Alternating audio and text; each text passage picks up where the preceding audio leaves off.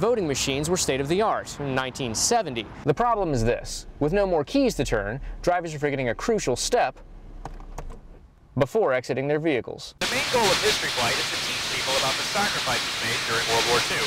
And there's no better place to learn that than from in the pilot seat. In other words, if you're not going to keep both hands on the wheel, at least keep them off your cell phone. The dedication ceremony takes place today, and the college hopes this building of the future will help the residents of the Glades build their own future. But whether you're drawn to the fresh pine scent of a real tree or the convenience of an artificial tree, the holidays just wouldn't feel as festive without a tree and all its trimmings. Vince Norman, WPTV, News Channel 5. 4 years ago, Barrett Wiseman bought a dog named Cole. And every morning, Cole waits on the front porch for Barrett to leave for work. Seriously, that dog was I mean, I don't know how to say it. He was like a son, man. Cole's wait is over, for these are the last moments of his life, captured on a home security camera. Could you imagine having to lay out there by yourself, knowing you're hurt like that, and to die by yourself? A Waste Pro truck making the turn onto Aintree Drive from Seminole Pratt Whitney Road failed to notice the canine charging towards the road. The dog was struck, then rolled over once again when the driver tried to better position his crew. We got to be aware. We got to, be aware of our surroundings. We got to, make sure that we're not speeding. We got to operate safely. Now Barrett's measured the distance from the corner of Seminole Pratt Whitney to the spot where Cole was killed. That distance is 60 feet. And if a truck can't avoid a running dog in 60 feet, then Barrett says that truck needs to slow down. If it was a Seminole Pratt and they got run over, okay, the speed limit's 45, yeah.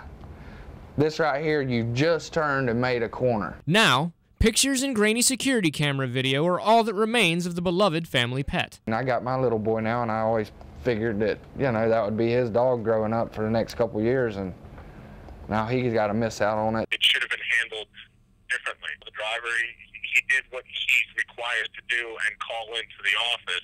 Should he have exercised better judgment in that case? I believe so. Since 9 o'clock this morning, they've been hard at work in the fields of Aggregator Farms, boxing up acres and acres worth of corn. That's a good one. Every last ear is loaded onto trucks, but they're headed somewhere other than your neighborhood grocer. We got a phone call from this farmer on Wednesday afternoon. He said that he has a whole bunch of corn that he won't be able to use. Enter Cross Ministries.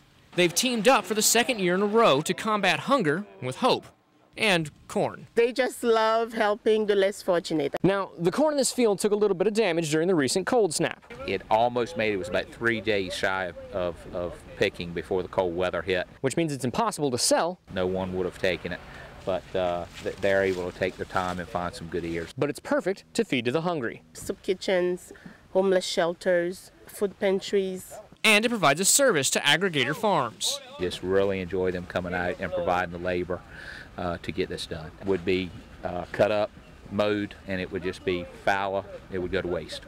A waste the friends and members of Cross Ministries can't abide. We have almost 200,000 people who are hungry, and that just doesn't make sense, and we're one of the largest agricultural producers. At the end of the day, over 11,000 pounds of corn was on its way to fill hungry mouths across Palm Beach County. I hope it continues as long as it's needed, and I hope it's not needed long.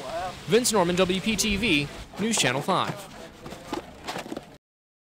A new ad is behind considerable controversy in Port St. Lucie. It's been running in the TC Palm newspapers. It really captures the essence and the sensitivity of a pregnant woman with, the young sibling, kissing her tummy. But the ad has left some Port St. Lucie residents feeling bummed. The controversy is that it looks like this child is kissing their mom's behind. To the average Port St. Lucie resident, the image seems pretty straightforward. A little boy kissing a pregnant person. A kid kissing the baby in the stomach. So when I put them to the test, they responded. Did you see how maybe somebody could see that it was a butt? And if you squint maybe, or? Well, it's obvious it's a belly because you could tell by the way how the lady is standing. And what little child would kiss a lady butt?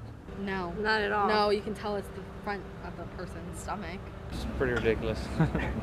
I don't see that at all. Neither does the doctor behind the ad, and he wants to get to the bottom of it. There are a lot of people that are out there just criticizing every aspect of life, and maybe they're miserable in a certain part of their life. But when you clearly look at this, and I've looked at this many, many times, and I've asked many people what they've thought, and they clearly say it's a very tender, it's a great advertisement. Now, the majority of people I spoke with claim to only see a small child kissing his mother's belly.